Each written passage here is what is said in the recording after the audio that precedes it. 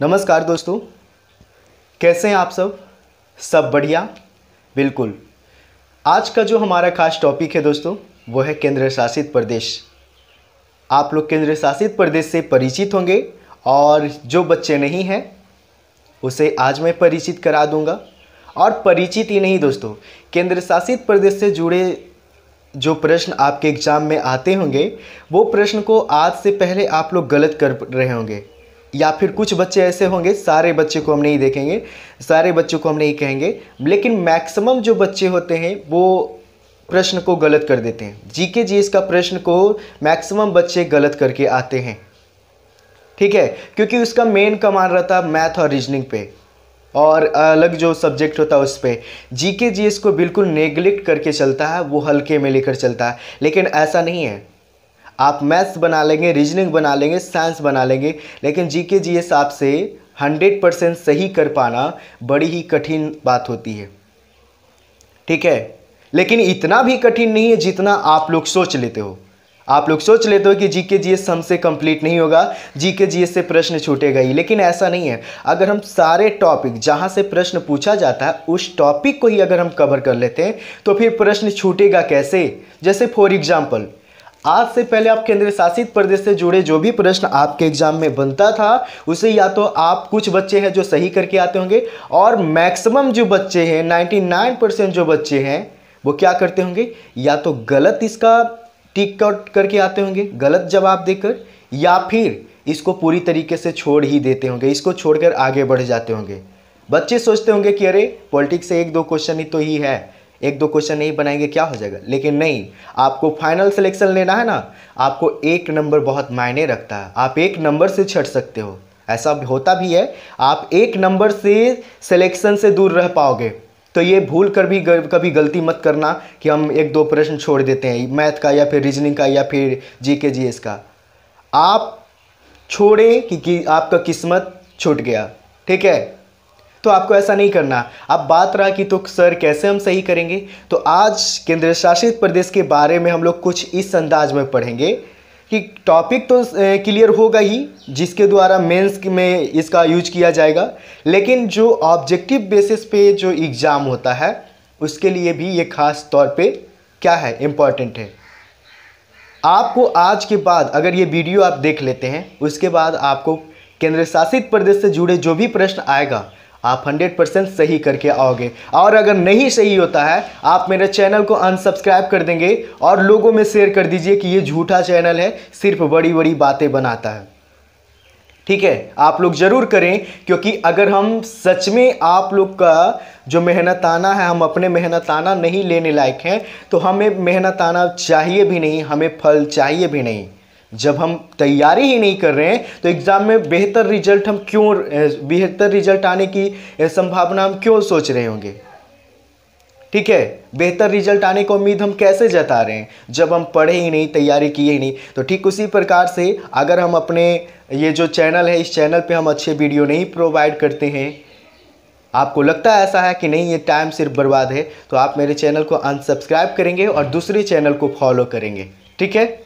लेकिन अगर आपको फ़ायदा होता है तब सपोर्ट करना है। तो चलिए दोस्तों, केंद्र शासित प्रदेशों का सिलसिला को शुरू करते हैं। सबसे पहले यहाँ पे कुछ पॉइंट लिखा हुआ दिख रहा होगा, जैसे अनुच्छेद 1 के थ्योरी में, भारतीय संविधान के अनुच्छेद 1 की थ्योरी की बात करें तो अनुच्छेद 1 के थ्योरी में भारत का जो राजकीय क्षेत्र है, अर्थात भारत में जो राज्यों का जो बंटवारा है, राज्य क्षेत्र है, उस राज्य क्षेत्रों को 3 श्रेणी में रखा गया। कितने श्रेणी में भाई, कि 3 श्रेणी में रखा गया, 3 श्रेणी में। अब पहला जो श्रेणी है वो है राज्य क्षेत्र, ठीक है। आपको हम बताते हैं बारी बारी से। पहला श्रेणी है राज्य क्षेत्र, और दूसरा जो श्रेणी है वो है संघ शासित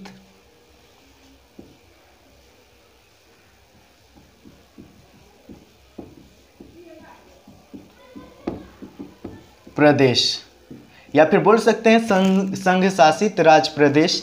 उसके बाद कुछ अन्य जो राज्य क्षेत्र, कुछ अन्य राज्य क्षेत्र, वैसे राज्य क्षेत्र जिसको भारत अभी अर्जित नहीं किया है, यानी भारत उसे अपने कब्जे में नहीं किया है, लेकिन वो कभी भी कर सकता है। तो ऐसे श्रेणी में, इतने श्रेणी में रखा गया है भारत के राज्य क्षेत्रों का बंटवारा को। अर्थात भारत के राज्य क्षेत्र को 3 भागों में बांटा गया। पहला राज्य क्षेत्र, दूसरा संघ शासित प्रदेश और तीसरा अन्य क्षेत्र, अन्य राजकीय क्षेत्र और वैसे राजकीय क्षेत्र जिसको भारत कभी भी अर्जित कर सकता है। ठीक है, ये हो गया 3 पॉइंट। सॉरी। उसके बाद अगर हम बात कर लें वर्तमान में भारत में कुल केंद्र शासित प्रदेशों और राज्यों की, तो आपको पता है कि 370 हटने से पहले हमारे भारत में कुल 7 केंद्र शासित प्रदेश था और 29 राज्य था। लेकिन ये बातें पहले चला करता था, ये बात पहले सत्य था। अभी भी लोग क्या करते हैं, जो नासमझ बच्चे हैं, यहाँ तक कि कुछ हद तक जो मतलब क्या है स्टैंडर्ड फॉर्म का बच्चे हैं, उनका भी यही मानना है कि अभी 7 केंद्र शासित प्रदेश और 7 केंद्र शासित प्रदेश और 29 राज्य है। ठीक है, लेकिन ऐसा बिल्कुल नहीं है। ये बुक में लिखा गया, क्योंकि बुक पहले का छापा हुआ है, तो पहले का छापा हुआ तो पहले का बात तो लिखा हुआ हो गई। लेकिन 370 जब से मोदी सरकार ने हटाया, 370 हटने के बाद भारत में 29 राज्य की जगह पे 28 राज्य हो गया और 7 केंद्र शासित जगहों पे 2 केंद्र शासित को और जोड़ लिया गया और हो गया 9 केंद्र शासित प्रदेश। तो कह सकते हैं कि वर्तमान में भारत में कुल कितने राज्य? 28 राज्य। केंद्र शासित प्रदेश कितना? 9।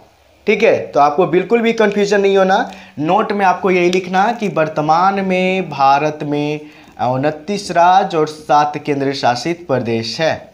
ठीक है, चलिए अब बात करते हैं हम लोग कि केंद्र शासित प्रदेश होता क्या है। तो यहाँ पे जो हमने संघ शासित प्रदेश लिखे ना, इसी को कहा जाता है केंद्र शासित प्रदेश। अब इसको हम डिफिनेशन के तौर पे कैसे लिखेंगे? तो केंद्र शासित प्रदेश वैसे प्रदेशों को कहते हैं जिसके अंतर्गत सीधे नियंत्रण राष्ट्रपति का होता है। जिस राज्य क्षेत्र के ऊपर सीधे राष्ट्रपति का नियंत्रण होता है उसे हम क्या कहते हैं?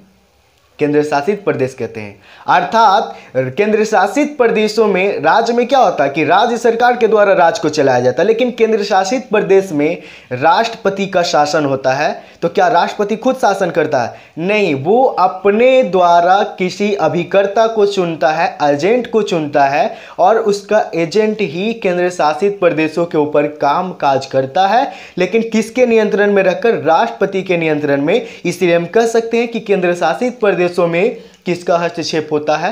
राष्ट्रपति का होता है, राष्ट्रपति का शासन होता है।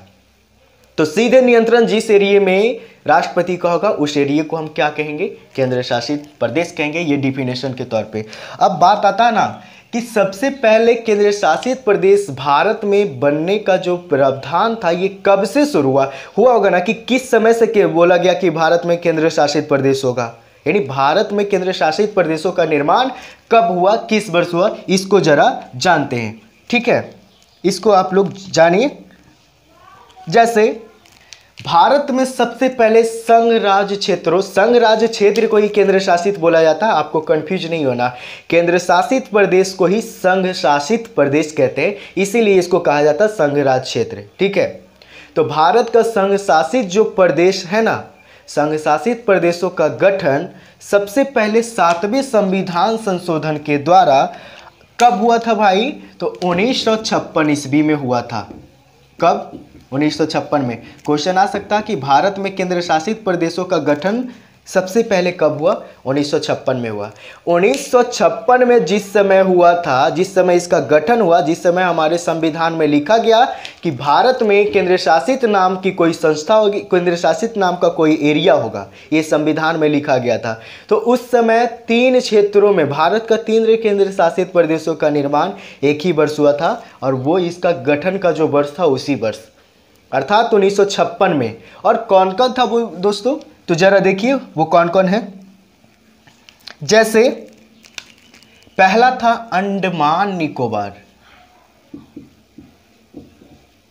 अंडमान निकोबार द्वीप समूह।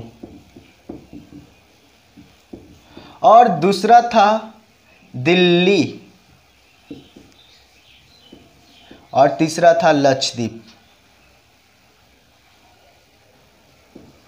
ठीक है, ये जो तीनों जो केंद्र शासित प्रदेश है, भारत का क्या था, केंद्र शासित प्रदेश था, इसका स्थापना तीनों का 1956 में हुआ था, अर्थात 1956 ईस्वी में ये तीनों केंद्र शासित प्रदेशों का निर्माण हुआ था। तो आपको प्रश्न ये तीनों इस प्रकार से नहीं दे सकता। आपका प्रश्न आएगा कि अंडमान निकोबार द्वीप समूह का स्थापना कब हुआ। भारत का एक केंद्र शासित प्रदेश है अंडमान निकोबार द्वीप समूह, उसका स्थापना किस वर्ष हुआ, 1956 में। दिल्ली का स्थापना, इसका भी 1956। लक्षद्वीप का स्थापना 1956। अर्थात ये तीनों जो कि भारत का केंद्र शासित प्रदेश था और अभी वर्तमान में है भी। ठीक है, तो ये तीनों का स्थापना हुआ था 1956 ईस्वी में। ठीक है, चलिए अब और आगे जानते हैं कि और कौन कौन केंद्र शासित प्रदेशों का कब कब हुआ। जैसे दादर नागर एवं हवेली, दादर नागर हवेली का जो स्थापना है ये हुआ था 1961 ईस्वी में। कब हुआ था दोस्तों, 1961 ईस्वी में हुआ था दादर नागर हवेली का स्थापना। जबकि दमन और दीव की बात करें, दमन दीव की बात करें तो इसका स्थापना हुआ था 1962 में।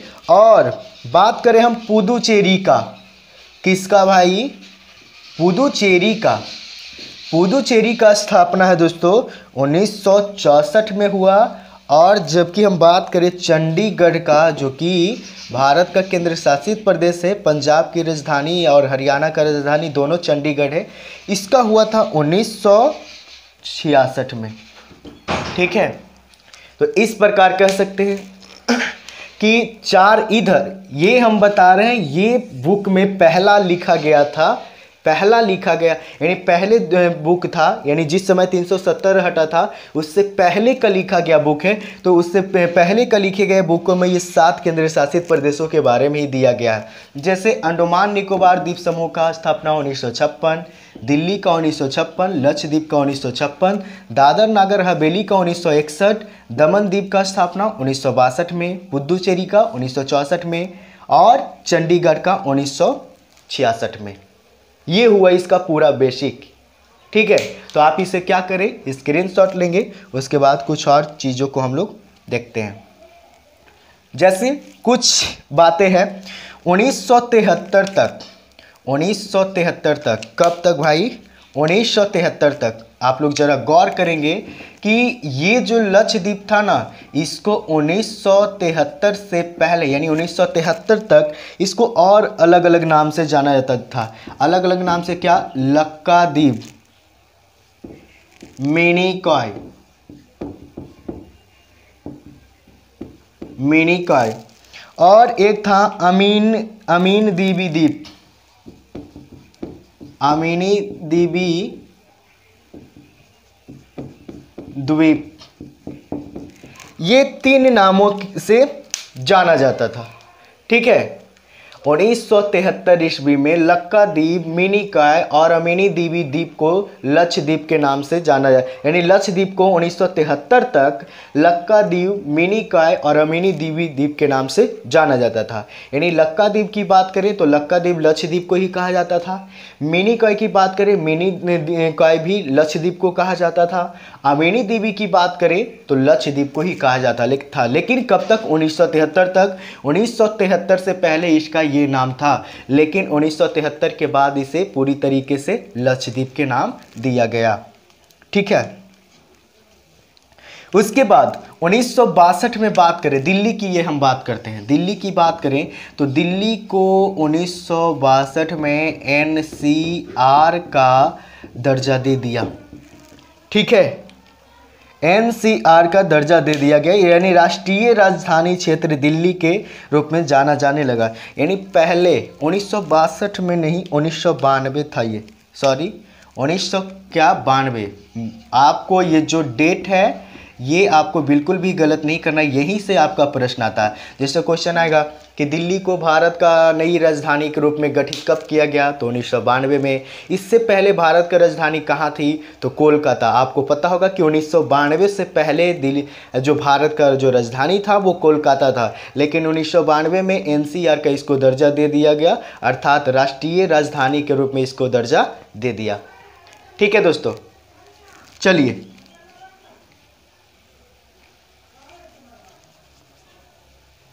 उसके बाद 2006 तक, यानी 2006 तक ये जो पुदुचेरी है ना, पुदुचेरी को 2006 तक अर्थात 2006 से पहले तक इसको पांडिचेरी के नाम से जाना जाता था।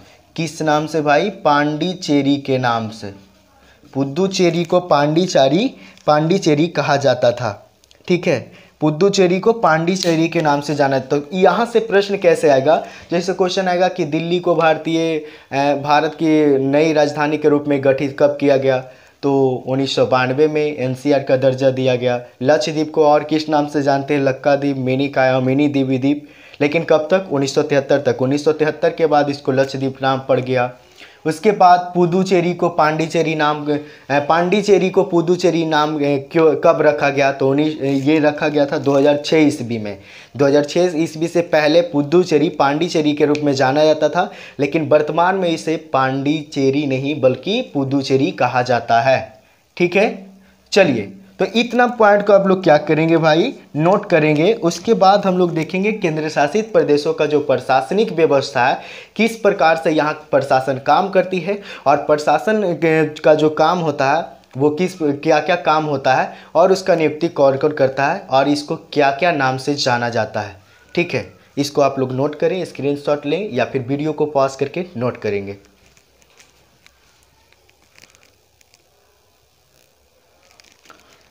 देखिए, केंद्र शासित प्रदेशों का प्रशासन कैसे कैसे होता है। सबसे पहले हम लोग बात करते हैं कि केंद्र शासित प्रदेशों का जो प्रशासन है, इसके लिए जो उपबंध दिया गया है वो भारतीय संविधान के भाग 8 में और अनुच्छेद 239 से 241 तक केंद्र शासित प्रदेशों का जो प्रशासन का उपबंध है, यानी इसका क्या क्या रूल है, ये दिया गया है अनुच्छेद 239 से 241 तक। तो आ सकता है आपके एग्जाम में प्रश्न कि केंद्र शासित प्रदेशों का प्रशासन से संबंधित जो उपबंध दिया गया है वो भारतीय संविधान में कहाँ पे देखने के लिए मिलता है, तो आपको बताना है भाग 8 में और अनुच्छेद 239 से 241 तक इसका उपबंध किया गया है। उसके बाद दिल्ली और पुदुचेरी दो ऐसे भारत का केंद्र शासित प्रदेश है। ऐसे कहने का मतलब बहुत सारा कंडीशन है, जैसे सुनिए, दिल्ली और पुदुचेरी भारत का दो ऐसे केंद्र शासित प्रदेश है जिसका अंशतः मात्रा में शासन व्यवस्था, जिसके अंदर यानी दिल्ली और पुदुचेरी में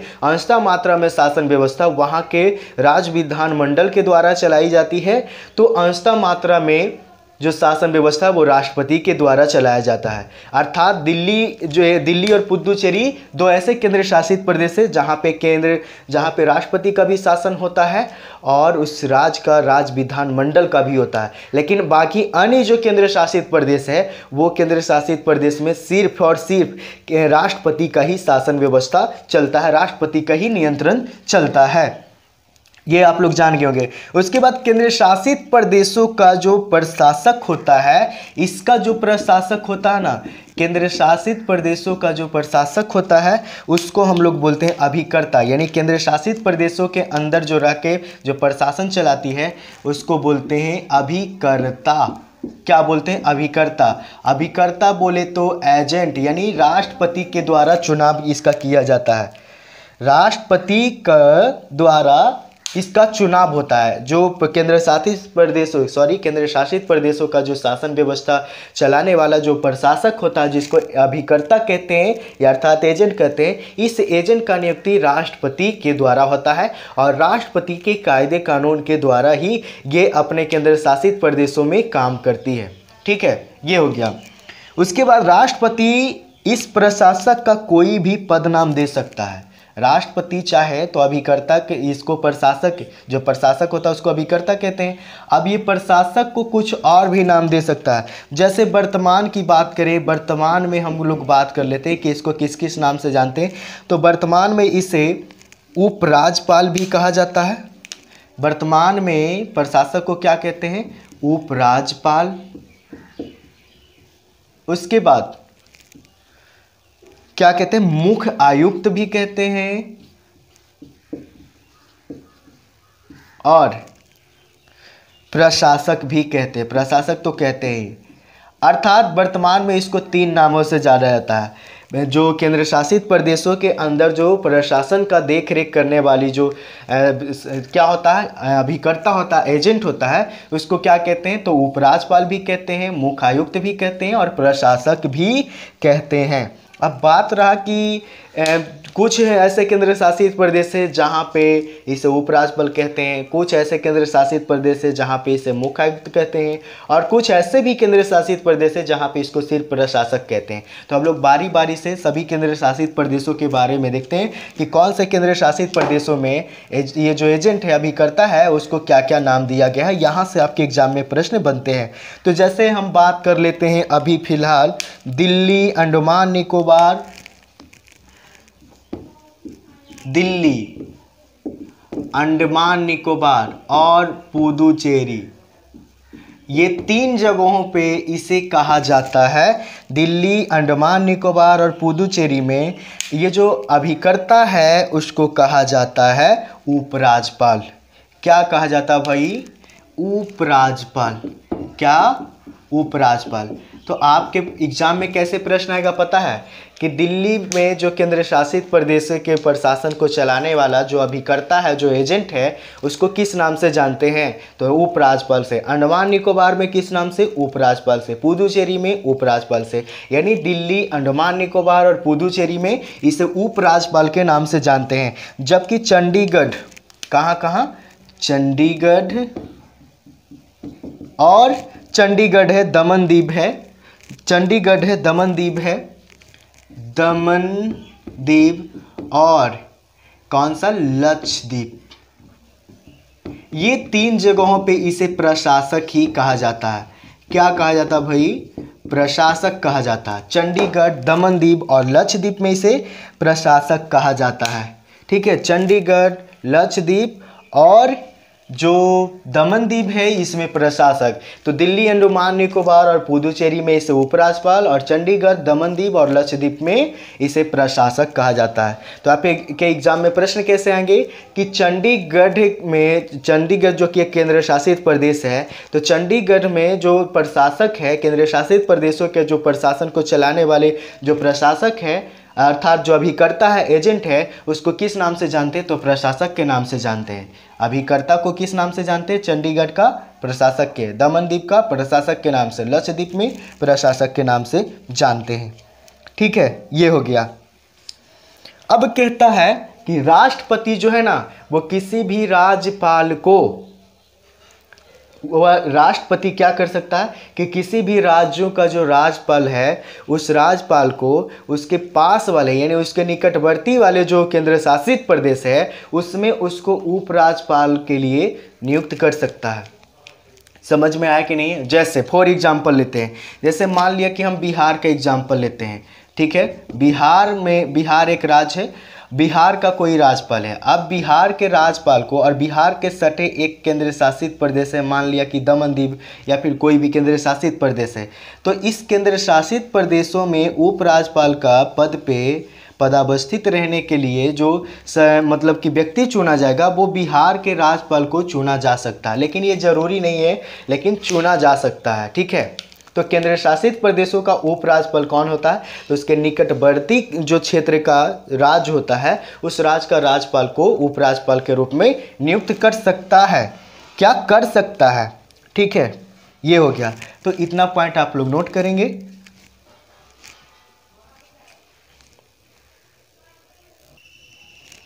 अब कुछ केंद्र शासित प्रदेशों से जुड़े हुए कुछ जो मुख्य पॉइंट है उसको देखते हैं।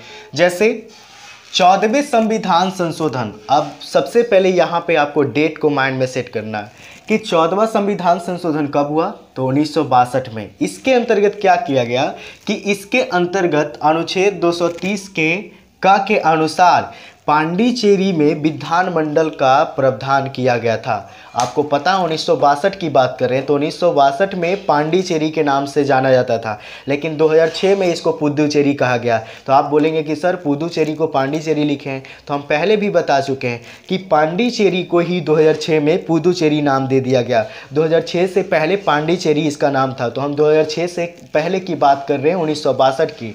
तो अनुच्छेद 1962 में 14वां संविधान संशोधन हुआ और इसके अंतर्गत अनुच्छेद 230 के अंतर्गत क्या किया गया, पांडिचेरी में विधानमंडल का प्रावधान किया गया। उसी प्रकार 69वां जो संविधान संशोधन था, अब ये 69वां संविधान संशोधन कब हुआ, 1991 में। इसके अंतर्गत ये जो अनुच्छेद 239 था, अनुच्छेद 239 के जो क और ख, ठीक है, अनुच्छेद 239 के क और ख, यहाँ पे अनुच्छेद 230 नहीं है, यहाँ पे अनुच्छेद 239 है। वही हम यहाँ पे सोच रहे हैं कि यहाँ पे अनुच्छेद 239, यहाँ पे 30 नहीं। ये जो पुदुचेरी था अर्थात पांडिचेरी था, इसको अनुच्छेद 239 के अंतर्गत 14वें संविधान संशोधन 1962 में पांडिचेरी में विधानमंडल का व्यवस्था किया गया। उसके बाद 69वां संविधान संशोधन ये कब हुआ, 1991 में। 14वां संविधान संशोधन 1962, 69वां संविधान संशोधन 1991। इसके अंतर्गत ये जो अनुच्छेद 239 के क था, अनुच्छेद 239 के क में दो भाग को जोड़ा गया। जैसे अनुच्छेद 239 के क और क के ख दोनों को शामिल कर लिया गया अर्थात जोड़ लिया गया, और इसके अंतर्गत दिल्ली में विधानसभा और मंत्रिमंडल का व्यवस्था किया गया। तो इस प्रकार केंद्र शासित प्रदेशों से जुड़े सारे पॉइंट हमने बता दिए। अगर आपके एग्जाम में अब केंद्र शासित प्रदेशों से जुड़े कोई भी प्रश्न आता है, आप उसे 100% सही करके आएंगे। ठीक है दोस्तों, तो चलिए वक्त हो गया इजाज़त लेने की। हम लोग फिर मिलेंगे अगली क्लास में। तब तक आप लोग क्या करें, इसे क्या करेंगे, रिवाइज करेंगे। सबसे पहले तो नोट करेंगे, कॉपी में लिखेंगे, रिवाइज करेंगे, और उसके बाद आप अपने एग्जाम में इसे यूज करेंगे। ठीक है दोस्तों, चलिए, थैंक यू।